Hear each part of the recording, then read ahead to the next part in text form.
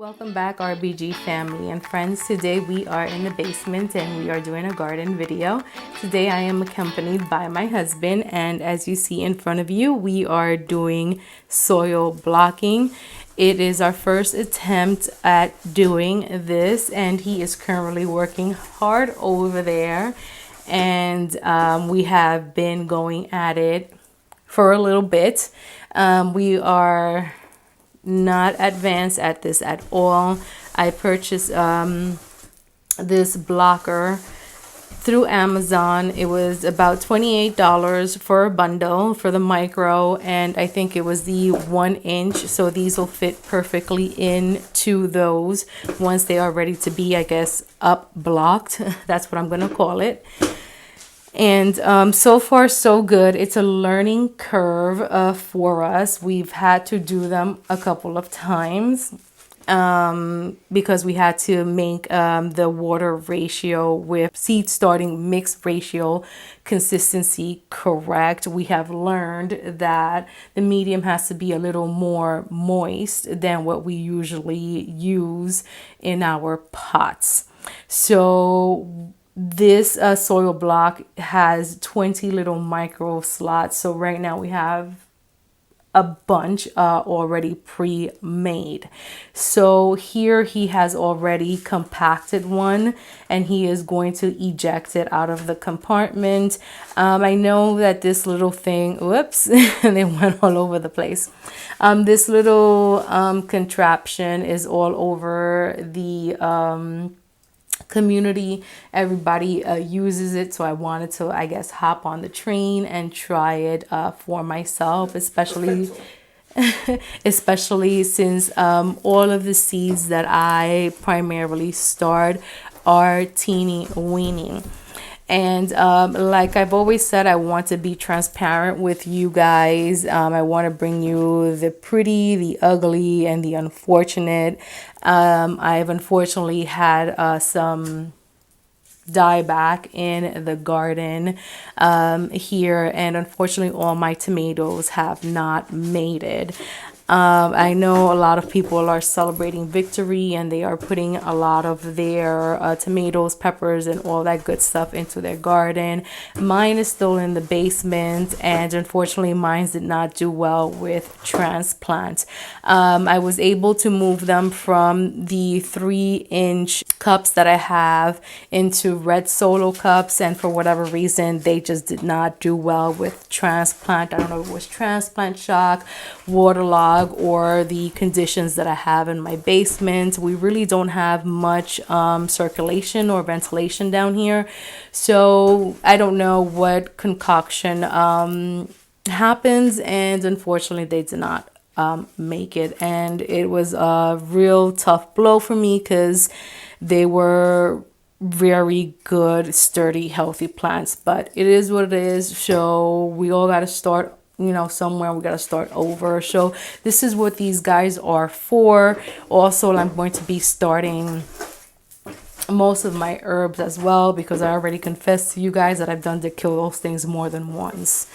So this is what we're going to be doing today. I have my tags over here, which I think is going to be redundant because those don't fit on these little tiny soil blocks. So I have to figure out how I'm going to be labeling these guys to make sure that I don't mess up all my, or mix up all my tomato seedlings. So I'm just going to go back to old school Sharpie, pen, and paper. And hopefully I don't screw this up, guys. I mean, I'm assuming that once you get the fruit, you can figure it out, but I don't want to wait that long to know what I'm putting into my garden. So my husband is continuing building up these wonderful little things. And at this point, I think I have over 100 at this point. I don't know if I'm going to need that much, but I already went ahead and mixed all the seedlings starting soil, and it's already wet. So we just figured might as well just build all the soil block. The starting soil of choice that we're using is the black gold, which is the one I used way back in February. I'll probably take you guys over to the, what is it, the seedlings station, growing station, if you will. Everything else is doing pretty good. Some of them have some damaging leaves, which I continue to prune off. We already started the hardening off transitioning.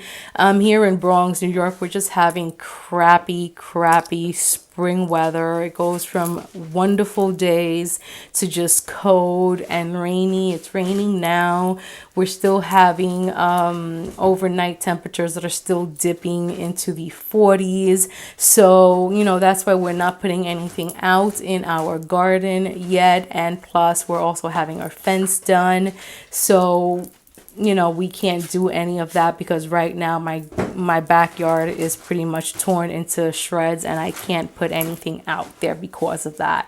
So everything is pretty much pushing my season back, but I'm not gonna be, you know, put my hopes back because of it, because where there's a will there's a way. And just like a little seed becomes into a seedling, I know that we will get production here eventually in the RBG. So just stick with us.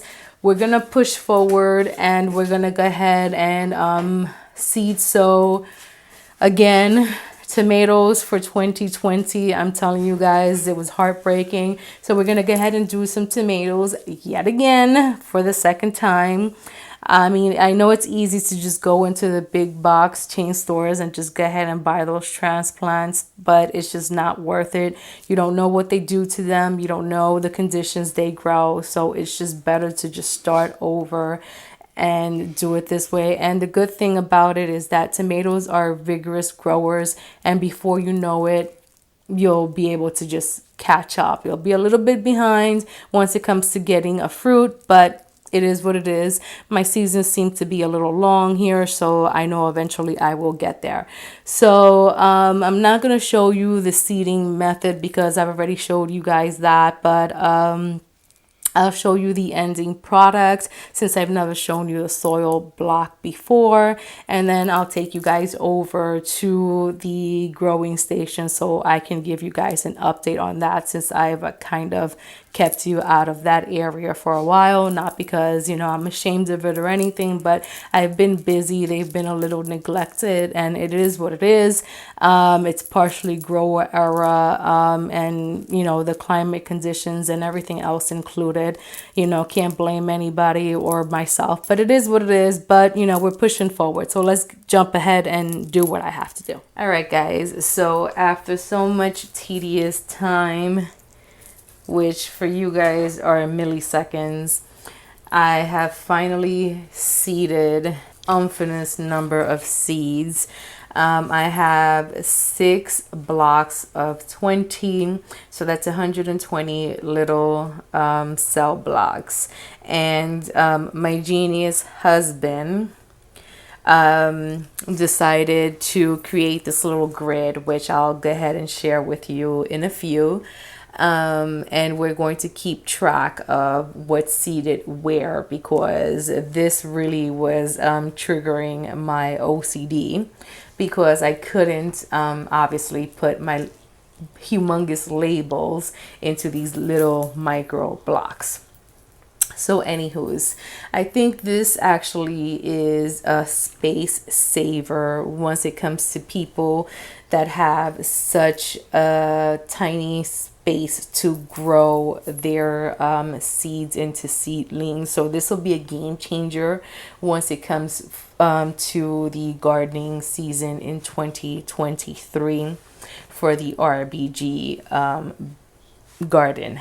So I think this is something that I probably most likely will be implementing next year, as my husband kind of made it easier for me to keep track of everything that is planted in the blocks. So I was able to do all my tomatoes, which is what I wanted to do, all of the herbs, which is obviously what I wanted to do, and some of the flowers that I unfortunately had passed away, which were my zinnias, my marigolds, and I wanted to finally plant my sunflowers. So that's what we went ahead and planted here. And we went ahead and labeled the flat here block 1, 2, 3, 4, 5, and 6. Numbers 1 to 3 are labeled on the inside of the flat. 4 through 6 are labeled on the outside, and that is just using painter tape or scotch tape. It's just blue color, just to be all fancy. Aesthetics is the key here. Use the Sharpie, nothing fancy. And then from there, I have like this journal book that I think I got either at Target or at Walmart. And this is where I was just, again, the OCD got the better of me, and I didn't know what to do. I was going to go ahead and do it on just plain white paper, and my husband was like, it's not going to work out that way. And he was like, implement a grid. And I was actually happy that he go ahead and gave me this idea, and this is what we ended up coming up with. And I think this is phenomenal. And it's literally a grid with all 20 blocks, and it's a 1 micro block of the blocker, and then each square. And in each square is 1 seed and the name of that seed. And here, as you can see, this is the tomato block. And here you can see that in the first block, in 1 square, I have giant crimson. And then I planted another giant crimson, and so forth. We have sun gold, hybrid, triple L crop, big rainbow, and then so forth. I chose to plant them from left to right. So that is what I will be doing moving forward. And now I know that I have to keep a mental block of that. So I know that that's how everything is. So when I am either up potting them or putting them straight into the ground, which is what I will be doing, hopefully, with these guys, if the weather is permitting, and if my backyard is up to key and ready to receive them. So to finish them off, once I was done planting the seed, what I ended up doing was I could have just sprinkled some of the seedling mixture on top. But this time what I chose to do was just to wet some vermiculite and just sprinkle that on top so we can have some contact with the seed. And that's already moist, so I'm not going to go ahead and miss them at all. I'm just gonna let them be. At this point, I don't have a heat mat that's ready for them because I'm going to pan you guys over and let you see the grow space. I had evicted everything out of the grow space because it was nice outside, but like I stated in the earlier part of this video, everything had to come back in because here we're having a little cold spell or cold snap come through and everybody's back inside. And I already cleaned up this grow space and already put all the heat mats and everything away. I only had left 2 heat mats out because I knew that I was going to be doing this project, but the peppers took over those 2 heat mats for the temporary time being, which will be probably for the next 4 nights. But I can take these seed starts outside during the days because we are going to be having temperatures during the days that are above 50. So what I'm going to be doing is just taking these guys out and bringing them inside during the night, so that I probably won't have to do the acclimation process with them. So that's pretty much it for these guys. These guys are already in bed and ready to hopefully start germination process. So I'm going to scoot you guys over so I can show you what the rest of the plants that I fortunately have not, knock on wood, killed yet. And I hope they stay that way. My peppers are looking phenomenal. Eggplants look decent. There's some leaves that look questionable, but I go here and there with my pruners. Some of the flowers that are still alive need to be up potted. I'm just giving you guys a fair warning, but we're gonna scoot you guys over and let you see what I do still have. But like I told you guys, I mean, we are still learning here. We are not claiming that we are experts at anything. I don't teach anybody anything. I mean, if you learn something from us, then amazing. I'm still learning through people out there that are amazing at what they do. But we have been gardening for many years, and every year, if I need to tell you, I kill many of things. But this is the beauty of this, that, you know, we get to show you everything, the good, the bad, and the ugly. Not every garden is perfect, and I don't think that every garden should be perfect. So let's scoot you guys over and let's show you what we have. Okay, so here we are at the growing station. This is exactly what I like to call it, in the little kitchenette that we have here in the basement. Up here, as you can see, I have two 10 by 20 trays. And on the left hand side are my peppers. Like I told you guys, the peppers are looking phenomenal. They are doing amazing. I have no concerns about them. Some of them have been trying to flower and go to fruit, but what I've done is I've just pinched them. I know that peppers you can pinch, so that's what I've been doing, and they have been coming back and just been getting bushier. They have amazing stems, and I can't be more proud of them. Over here you really can't see in this flat on the right hand side. What I have there are the few snapdragons that have survived, and guys, they look so bad, but like I told you, I'm going to show you everything. The thing in the middle is rosemary. That I did not grow, that I actually got from Walmart, and they did an amazing delivery on that, so kudos to them. I was too late in the process of trying to plant rosemary, so I was not trying to even do that, so I figured I would just do it from start. So that's that, and hopefully it'll be established. And I think here in New York it'll be kind of like a perennial. And that's actually basil. Is it basil? Turn it around. Yeah, that's some holy basil. So see, I didn't kill all my herbs. My husband's aiding me here, showing you guys the little starts that I do have. Yeah, so I have some basil up there as well. I didn't kill all the herbs. Some of them did survive, but it is what it is. But, you know, I did start a whole round of them. That's a snapdragon orange. So, you know, it's just between, you know, being busy, home life, appointments. That's lemon balm. One looks sad. So it is what it is. Another lemon balm. But, you know, moving down to the that's the rosemary. That one's from Walmart. That's Bonnie's best plant, and that was a start. So, you know, they did amazing. That's a Genevieve's basil.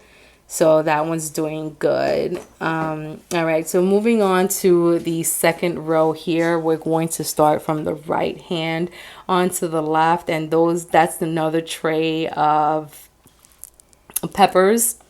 And we have hot to sweet, and you name any pepper, we probably have it.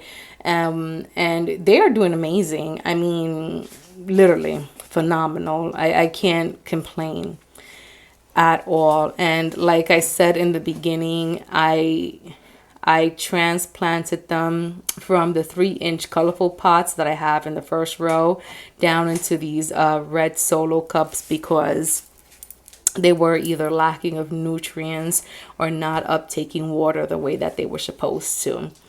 Over here, we have a mixture of peppers and eggplants. My eggplants have rebounded. They were looking really, really tough, guys. I didn't think that they were going to make it. So again, up potted them from the 3-inch to the solo, gave them more space to spread their roots. And they were outside, I think maybe for 2 days, and I think the wind did them well. They still have a couple of leaves there that look a little yellowy and a little transparent, but I can get rid of that, and I know that they will rebound without a problem. Moving on here to the, what is this, third tier. Guys, that's when things start getting a little rough. So down here I have some of my calendula, which I don't know if it's gonna make it. I don't know if it was too cold outside. I have one of the only hollyhocks that is still surviving. Back there I have some dahlia from seed. The things that you see in Bonnie's plant containers, those are from Walmart. That's actual catnip. In the back, I have lemon thyme. That's also a start. The oregano is also a start. And in the front, that's literally taking over the whole kitchenette. That's actually a cucamelon or sour gherkin or mouse melon. A lot of people know it by different names. And I've always started that inside. I started ahead of time. And they say that, you know, cucumbers, you know, have an issue with transplant. They go through transplant shock, don't transplant well. These guys did amazing transplanting, and I hope they do amazing once I get them into the ground. They are doing phenomenal. I mean, it's a jungle in here once it comes to the cucamelons. The last row that I have down here, once again, it is a combination. I have peppers. These are lettuce starts that are also from Bonnie's. Those I got at Home Depot the last time that I was there to pick up some soil so I can fill up my green stalks. So stay tuned. That'll be another video. I think I have 1 or 2 of my tomatoes. Those were the only ones that survived, guys. I mean, the tomatoes were in phenomenal state. They were amazing starts, and it's just a sad day. I also have thyme and oregano back there, and those I actually started. Those will be for my sister so I can up pot them for her. But yeah, this is pretty much it. This is what we have. I mean, I think that I did pretty good. I'm not going to beat myself up just because, unfortunately, my tomatoes had a major setback. I'm going to take it for a win. You know, I keep telling myself that tomatoes are, like I said, vigorous growers, and I think that, you know, one, they come back from almost anything that you can do to them. And I have to honestly tell you, mine's came back a couple of times from drought, because not gonna sit here and lie to you guys. I literally left them down here without water for who knows how many days, and they came back. They booted back. They were there for me. But you know, transplanting them from the 3-inch to the red solo cups, I don't know what did it. I don't know where the discrepancy was there, but it is what it is. Can't sit and you know, dwell on what happened.